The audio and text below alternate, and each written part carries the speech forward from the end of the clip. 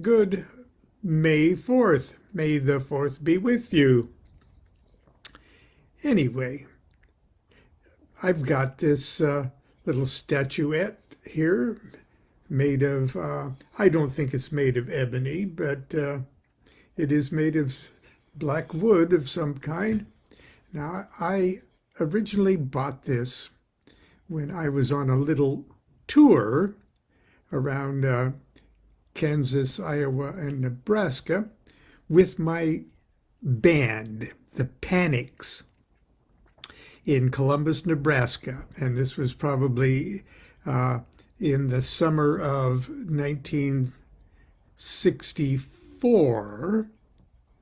And we were on a probably little 2-weekend tour. We played a few gigs just around that tri-state area there. And I think it was in Smith Center, Kansas. We had just been, we actually ruined the motel room that we had. We had the night before. I had never been drunk in my life, and the rest of the band members thought that was just tragic.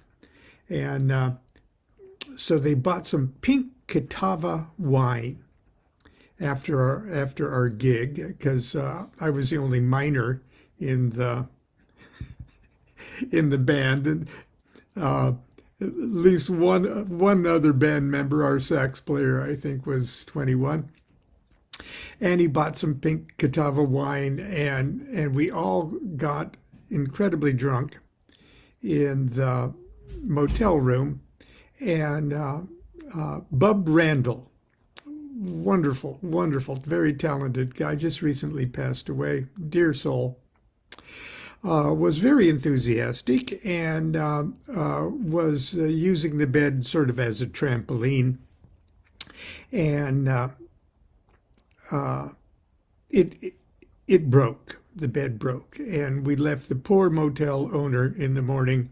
When we slipped away, left him with quite a mess to clean up and a little bit of damage to the room. Well, we had made it to Smith Center, Kansas by breakfast time, and we pulled up into like a truck stop restaurant for breakfast. And we were traveling in my Volkswagen bus. I had a 1960 Volkswagen van, and it had the band's name printed hugely along the side, with a guitar and on the go-go with the Panics. Okay, so we weren't exactly hiding out.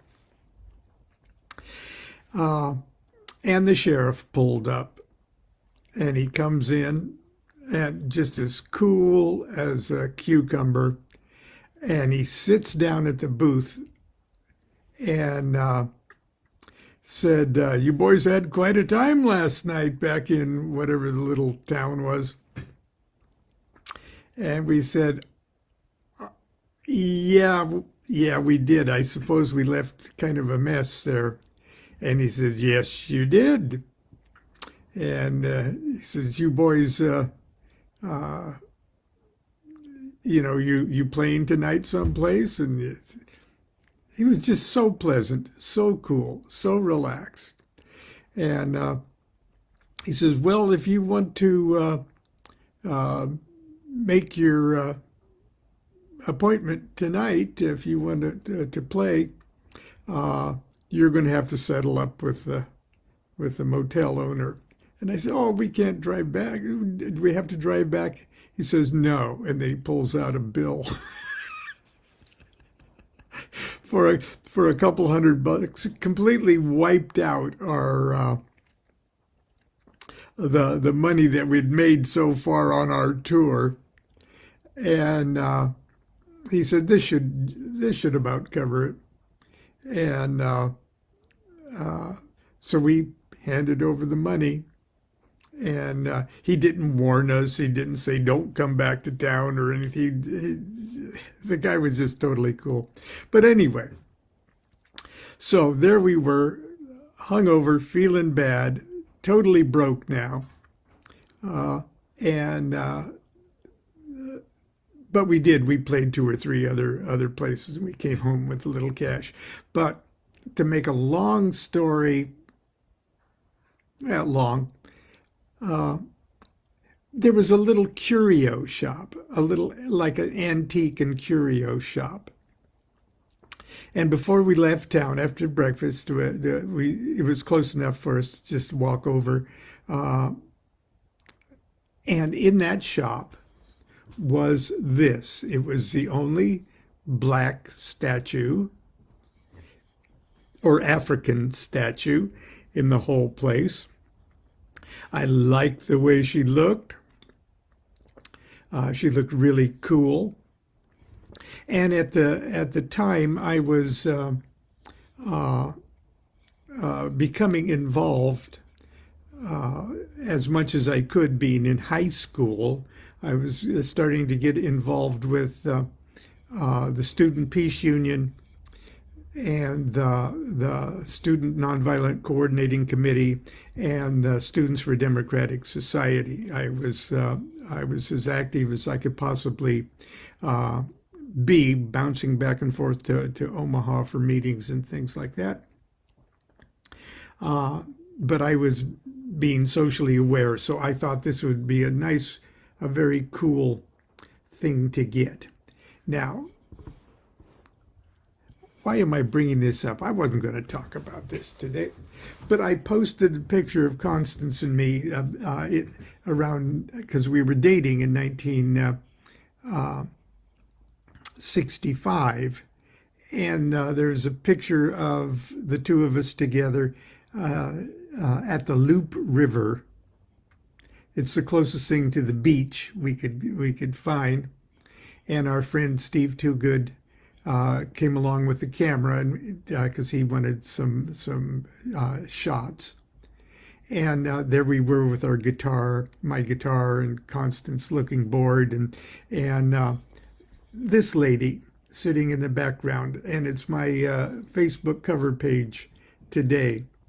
So I'd already had her, at least the statue anyway. I've already had the statue at least 9 months or a year, and I've set her up there in the background to look arty.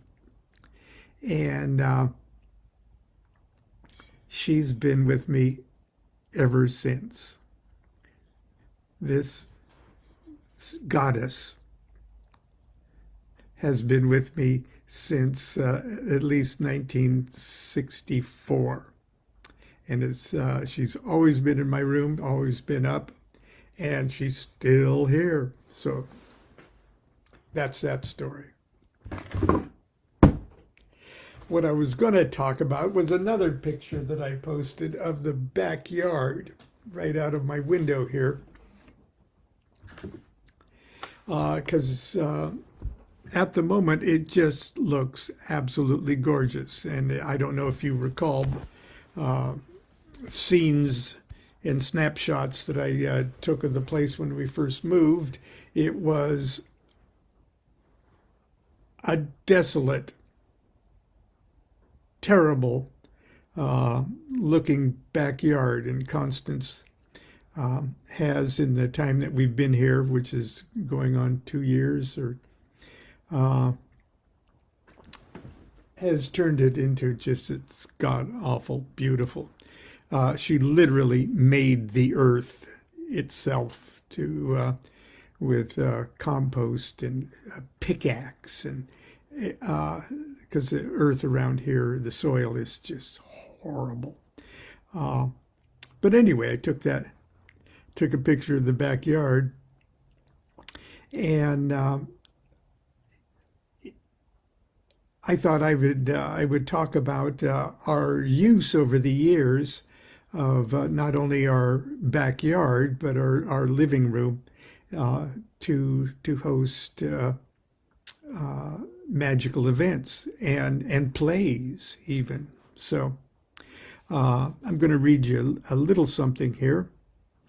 First of all, Alan Watts said this: in the Jewish, Christian, and Islamic religions, we think of God not only as a monarch, but as the maker of the world.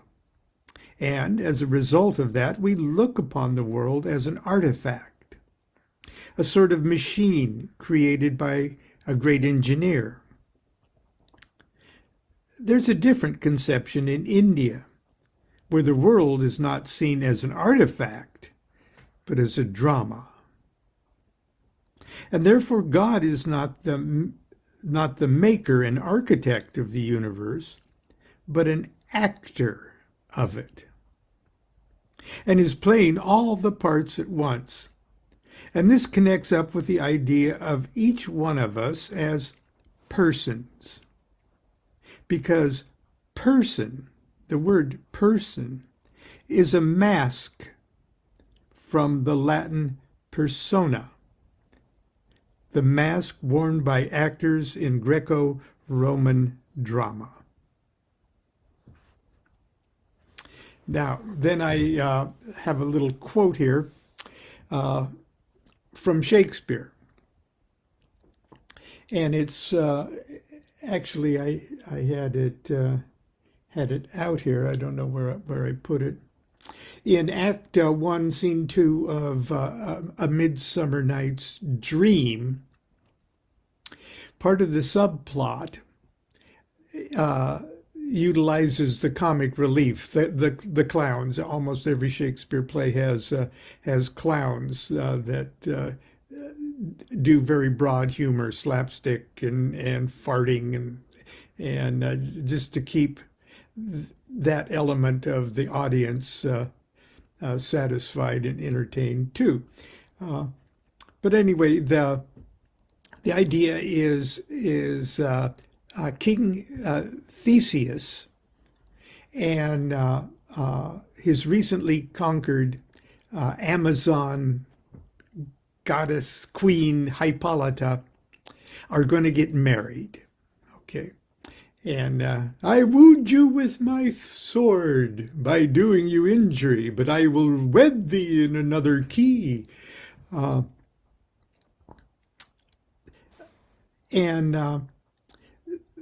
he's just going to throw a big, like 2-week party in Athens. And part of the party is they said that there's a contest for anyone who wants to perform a play at the wedding feast. They can audition to do that, and if they win the audition, they all get sort of a pension. All the actors in that play get a pension for life. So in Scene 2, they cut to these actors who are just workmen, a joiner and a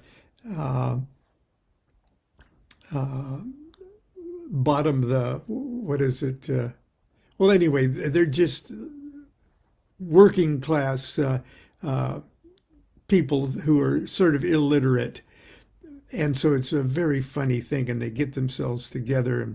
And this is where we meet one of the characters that'll come into the normal play later, Bottom, the guy that magically gets turned into a jackass. And but anyway, it's very, very funny. And they win. They win the thing, and they have to perform it in front of the Duke and Hippolyta on their wedding night. And so when they introduce themselves, they come out and they're just, they don't use the language correctly and everything. It's just a farce, okay? And it's very funny. And if they were more self-conscious, they'd be embarrassed, but they aren't. So they're not even embarrassed. But Hippolyta whispers to Theseus and says something like, "This is the silliest stuff I've ever heard." And then Theseus says this. That whole digression there was just to get to this line here. Theseus says this: "The best of this kind are but shadows, and the worst are no worse if imagination amend them." So, and that's later on. That's Act 5, Scene 1. The best of this kind are but shadows. The best plays, the best movies, the best dramas are but shadows. And the worst are no worse if imagination amend them. I don't know about you, but I can say the same thing about the drama, the comedy of my own life. Okay.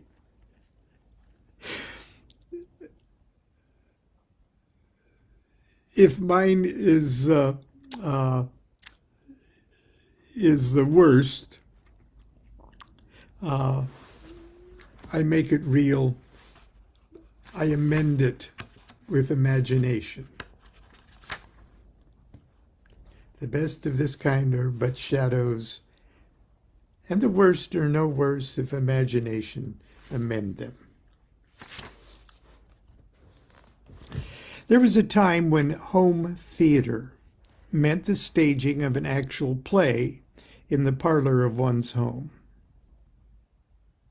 The vision harkens back to a quieter age before radio or television, to the genteel domesticity of Victorian little women, painted in painted mustaches, brandishing paper swords from atop a piano bench pirate ship.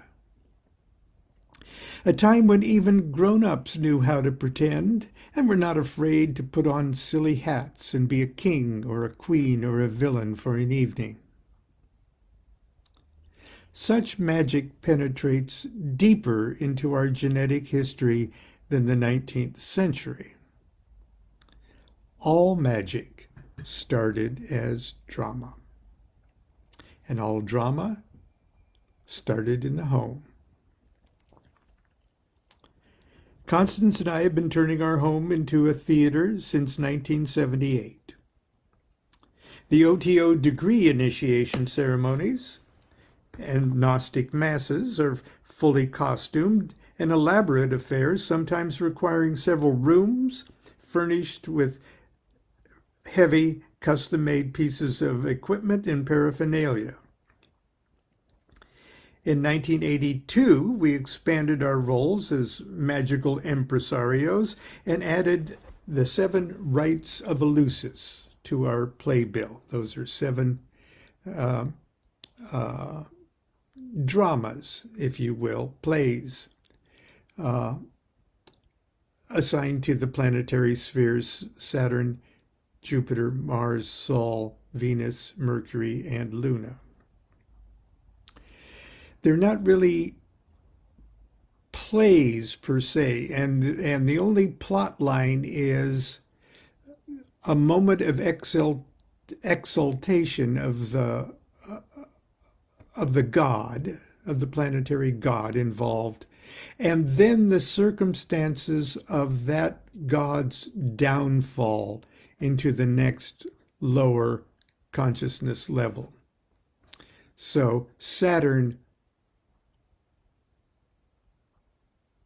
announces himself, its nature, and then the plot of the play is the downfall of Saturn, and the next play is the birth of Jupiter from Saturn's downfall.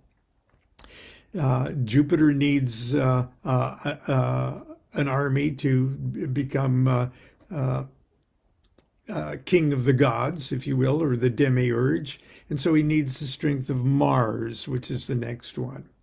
And the whole purpose of that is to incarnate the first reflection of Godhead itself, the sun, Apollo, and then the downfall of Apollo, or the sun, is the Venusian, the luxury of the arms of Venus, and then Venus is twin Mercury, and finally Luna. So it's not a plot per se.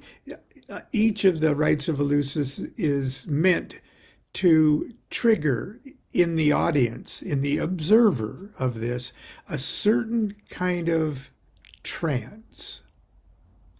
With Saturn, it's a trance of melancholy. It's sort of like a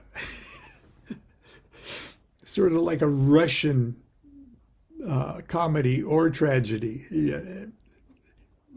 Either one, at the end, everybody dies. Okay, but and Jupiter is supposed to make you feel jovial and just outgoing and expansive. It's supposed to trigger a mood in the audience, a certain ecstasy, as Crowley called it. It wasn't meant to oh, that plot made sense to me. No. And Crowley used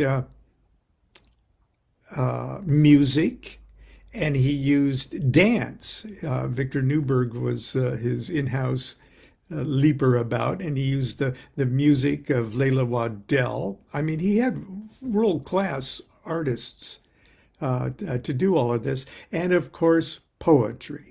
Lots and lots of poetry. Some of it Crowley, but a lot of it Shelley and Swinburne. And so he just used bits and pieces of things just to throw it out. So as you're listening to it, you're just carried, the audience is carried away. And in our case, sometimes we carry the audience away with us by making them participants in the rite. So that's what we started. There's a picture of our son, who's getting ready to get crucified. There is the Saturnian. There's Constance and the master of the temple there, or no, it's one of the officers. It's not the master of the temple. And there is a scene from the rite of Saul, rite of Sun. There's Constance as Athena, and there's the person playing Mars in this particular, this is the rite of Mars. It's the rite of Mars. The person playing Mars himself there, you can't see him because he's being crowned by that,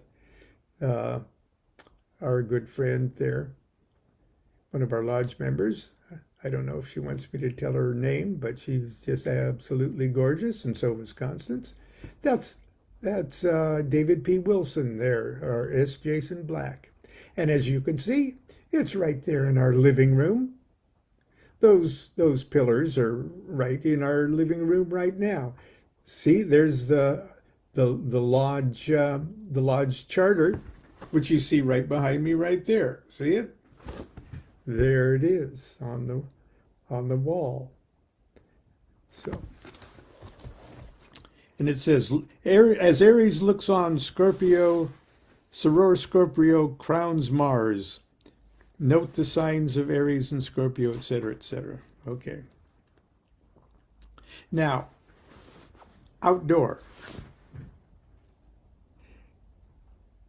Some dramatic rituals can be presented outside, and our backyards have been the scene of many. Naturally, the weather needs to cooperate, but when it does, yard space is preferable to the cramped quarters of your living room or garage.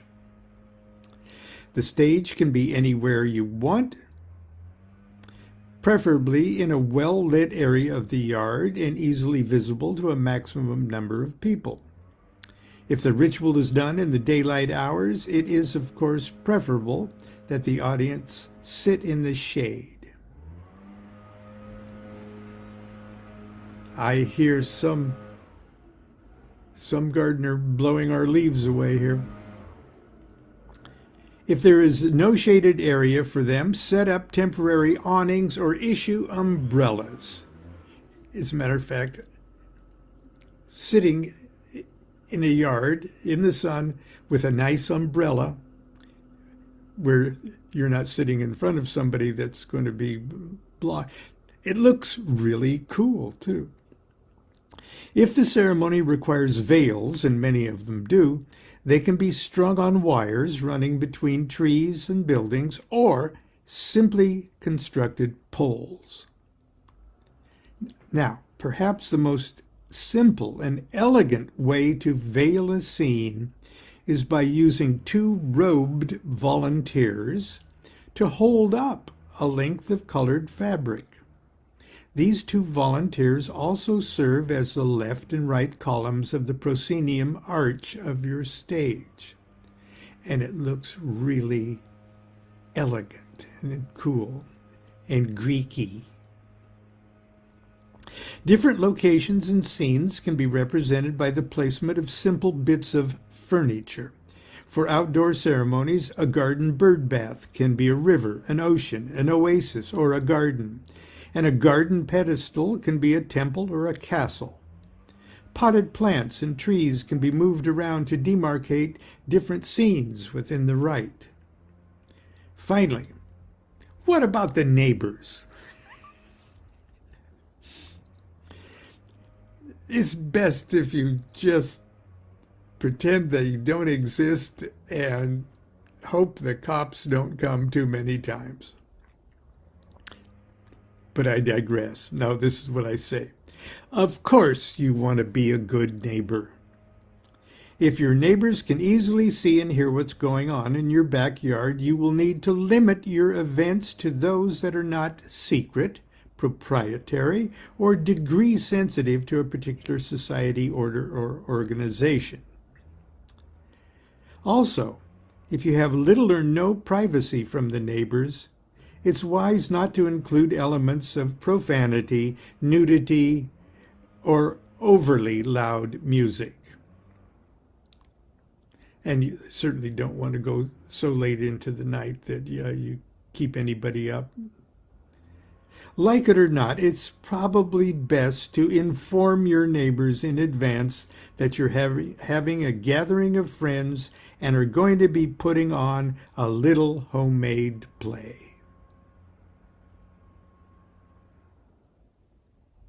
In fact, it's polite and proper that you actually invite them to the event.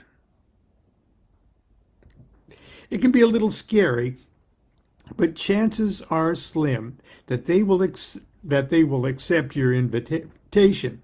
And even if they do, the world will probably not end if they see a well-organized, if completely incomprehensible play in the neighbor's backyard.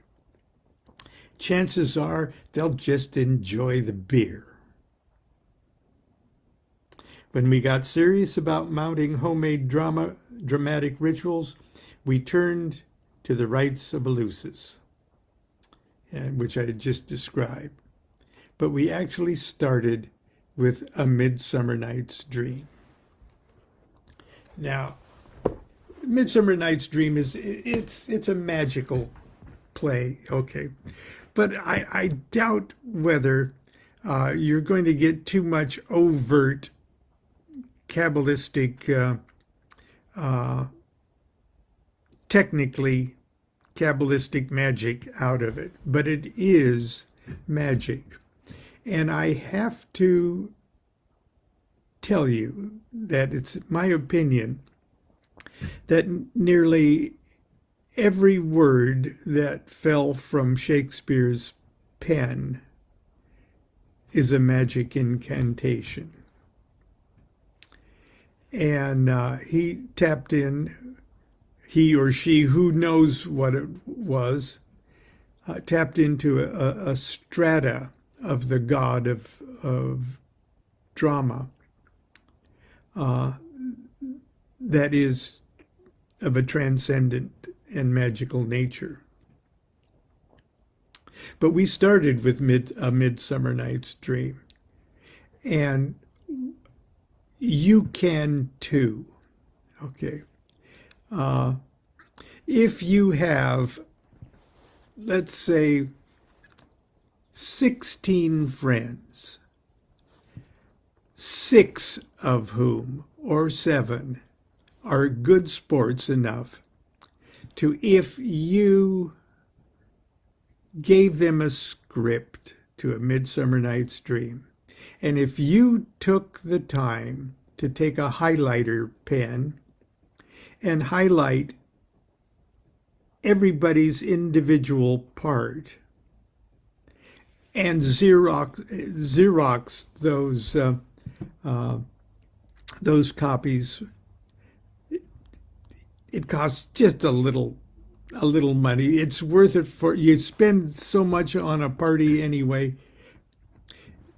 that they would volunteer to. You don't have to rehearse it. You don't have to do anything.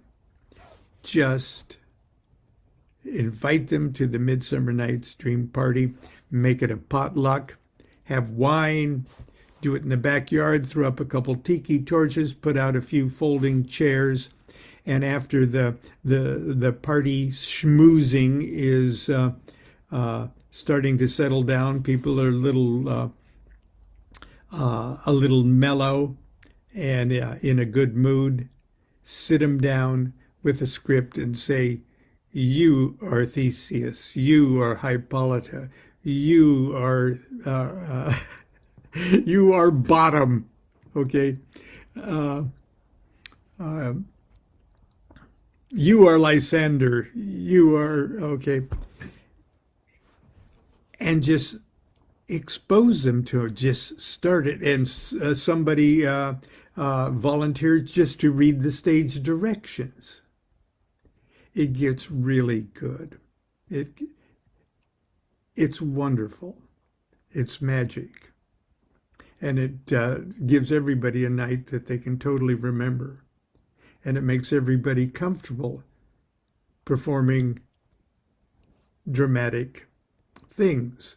Next thing you know, people are volunteering for Gnostic Mass. They're volunteering for Rites of Eleusis and other fun things, and they're starting to do it in their own backyards and in their own living room. Sometimes we should just turn off the television and discover the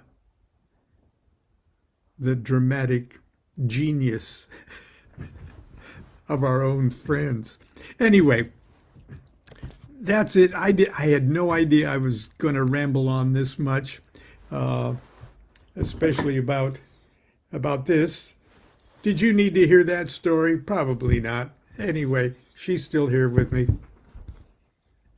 Until tomorrow, continue to be good to yourself, be good to each other. Do what thou wilt shall be the whole of the law. Love is the law, love under will. Fini.